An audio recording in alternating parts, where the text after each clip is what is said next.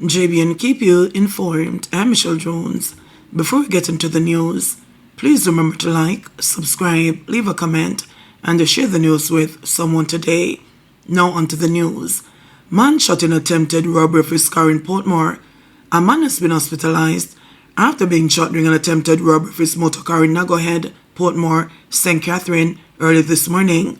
According to reports, at about 2:10, the 53-year-old construction worker was on Casino Lane when he was pounced upon by two hoodlums who attempted to rob him. He was shot and injured in the process. The injured man was assisted to the Spanish Town Hospital for treatment. An investigation is being undertaken by the Portmore police. Gun seized, multiple arrested during Operation Zero in Norwood, Sozo. A 9mm pistol among other contraband were seized, and several individuals were taken into custody during a massive operation in the Norwood Zone of Special Operations, ZOZO, on Wednesday. Dubbed Operation Zero, the security forces indicated that this is geared towards having no murders within the two zones for the calendar year 2025. This morning at about 4 a.m., we launched Operation Zero. This is in relation to maintaining zero murders in the space of Norwood, stated Ground Commander for the Zones of Special Operations in Norwood and Mount Salem, St. James, Deputy Superintendent of Police, Ainsley McCarthy. Last year we had a zero murder year, and we intend to keep it that way for this year, he shared. McCarthy added that the Mount Salem Zozo had one murder last year, but the aim is to have no homicides in that area this year as well. However, on Wednesday, the operation was focused on the Norwood Zozo, and the DSP McCarthy said that they have reaped some success already. During the operation this morning, we recovered one 9mm Glock pistol equipped with a chip, which modified the weapon to fire automatically. No one was taken into custody. This was found under an abandoned building, along with some lead sheets that is used in the lottery scamming. At a second location, we recovered 9mm cartridges. 2 persons were taken into custody for that find, he disclosed. He revealed that the operation was carried out along Woggle Lane, Bluebell Crescent, and that general area, and several men were taken into custody during that time. These persons will be interviewed, and where charges can be laid, we'll lay charges against those persons, DSP McCarthy said. He explained that the Zozos in both areas are achieving their goals, which they want to maintain. For the entire year last year, anybody who knew Norwood before the Zone of Special Operations would know that for a given year, you would have between 20 and 30 murders in the space. Last year, we had 0 murders, and so it is a testament that the Zone of Special Operations is working, and the citizens are quite satisfied with the Zone of Special Operations, he continued. He said that residents are seeing the benefits and are willing to work with the security forces to change their communities. When I talk to the persons, they express their joy at having the zone here because economically, the value of some of their houses have gone up because we had people who run away before the zone started who are now coming back to occupy their premises, DSP McCarthy explained. They are quite comfortable having the Zone of Special Operations here in Norwood. Right around, the citizens are saying it is our time now. We want to rid ourselves of these murders that used to happen, and we're getting there, he added. 5 scrapped stolen vehicles recovered in Burger Gully, Mountain View. 5 scrapped motor vehicles suspected of being stolen were discovered in a section of Burger Gully in Mountain View by the Kingston Eastern Police on Tuesday. The vehicles are believed to be 2 white Nissan 80 wagons, a white Toyota Probox, a white Toyota Allion, and a grey Toyota Voxy. Reports from Elliston Road Police are that at about 1 p.m., lawmen were in the area conducting an operation. The team went to a section of the community and searched an unoccupied premises where the 5 completely scrapped motor vehicles were discovered. Based on this discovery, the police theorized that the motor vehicles were stolen from elsewhere and brought to the location to be scrapped. The Elliston Criminal Investigation Branch is employing persons who have lost vehicles within the descriptions to contact them at 876-928-4200, the 119 police emergency number or the nearest police station. April 24th trial for woman charged for issuing threats after death of Tickman, Dana Warren, who is charged for allegedly making threats in a video posted on social media following the police killing of reputed Don of the Tickman Laban, is set to go on trial on April 24. Warren, 22, of Maypen, Clarendon, is charged with malicious communication. The trial date was set on Tuesday when she appeared in the St. Catherine Parish Court. Senior Parish Court Judge Yvette Wentworth Miller did not entertain an attempt at applying for bail, and Warren was further remanded. She has been represented by attorney at law Rodin Richardson. Allegations are that on January 23, One used a social media post to issue a threat against the police following Lobon's death in an alleged confrontation with cops. An investigation led police to Maypen, Clarendon, where Warren was arrested. She was subsequently charged following a question and answer session. She has made several court appearances, during which the court ordered a psychiatric evaluation.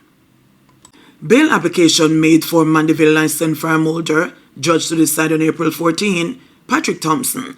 The licensed firearm holder is accused of killing 2 women and injuring 3 others in February, was further remanded when he made his third court appearance in the Manchester Parish Court on Wednesday. A bail application for Thompson was made by his attorneys, Peter Champagne Casey and Samoy Campbell on Wednesday, after raw CCTV footage of the February 23 incident was made available Tuesday evening. Presiding Judge Monique Harris remanded Thompson to return to court on April 14 when she is to give her decision on the bail application. Champagne argued that the defense maintains this position that Thompson was attacked and provided a medical document and photographs showing chest injuries to his client following the incident. Champagne also told the court that of 13 videos, the main clip, which was expected to show how the incident unfolded, was not viewable. The senior attorney told the court that his client is a fit candidate for bail. However, the prosecution said Thompson was not fit for bail as the alleged circumstances surrounding the incident were outlined in court.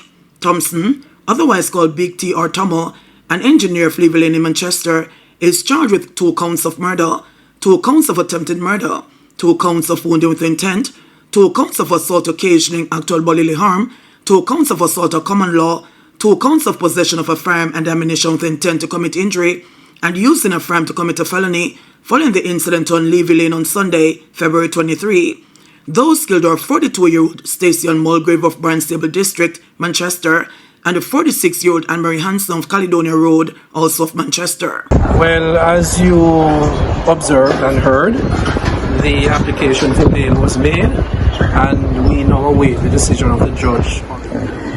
You mentioned that of 13 video clips or attachments that you received electronically last evening, that one of them was not playable or viewable. Could you just explain on that point and what you were saying in court about coincidentally how that appeared to be?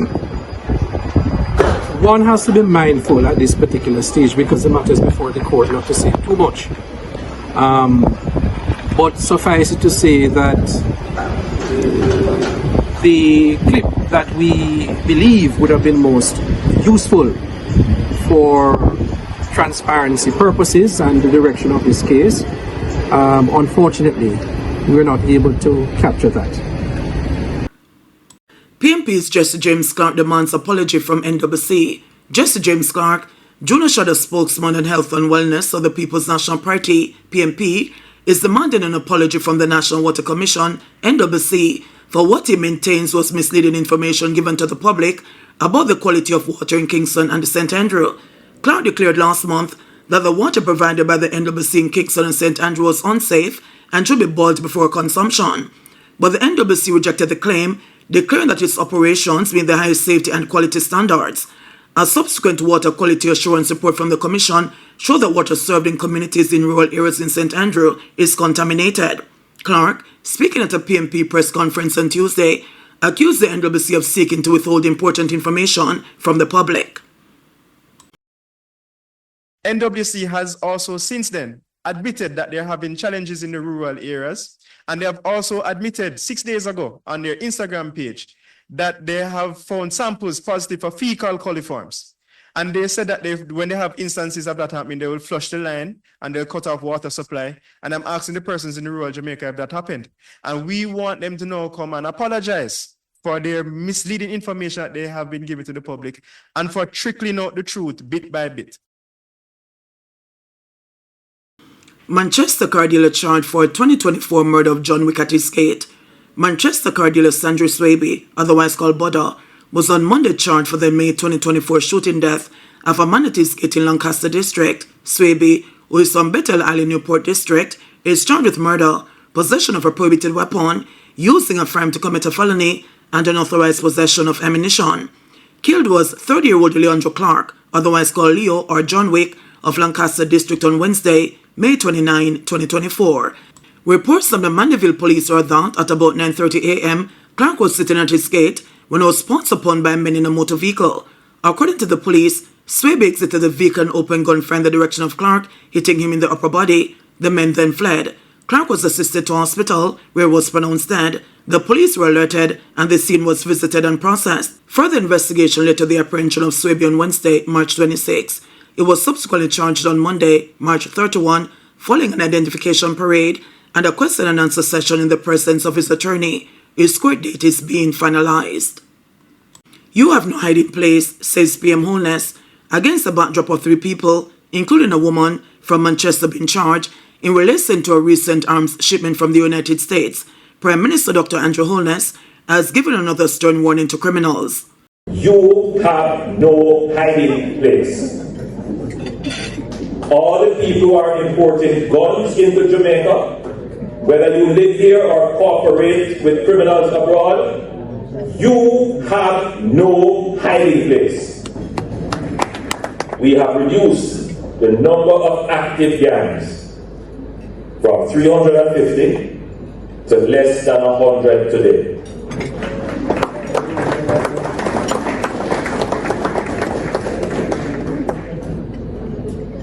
Pay close attention to what I'm saying here. In the last 4 weeks, we have had several major seizures of weapons and other contraband coming into our formal ports. Including, I was reading in the papers today that a resident of Manchester was arrested and charged. I want all the criminals in Manchester to hear my voice very clearly. You have no hiding place.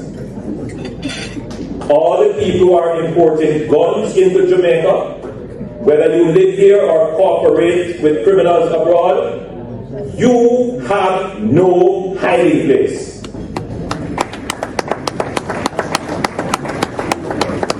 I want that message to go out very carefully. Jamaica has invested heavily in building its national security apparatus. For many years, we have had an unsophisticated national security apparatus. We have invested in improving the sophistication of our security apparatus. And that sophistication is not only in the purchase of equipment, in the training of our officers, but also in building strong diplomatic country-to-country relationships that will help us to undermine criminal networks that exist across borders. If criminal organizations can cooperate across borders, well, governments must cooperate even strongly across borders to bring them down, eradicate them, and eliminate them. And Jamaica is on a solid pathway, as you would have seen recently with various statements, to tackle those gangs who believe that for such a long time they had free space and free reign. No more of that in Jamaica. JBN will keep you informed. Please remember to subscribe, like, share, leave us a comment, and click the notification bell to receive our daily news items.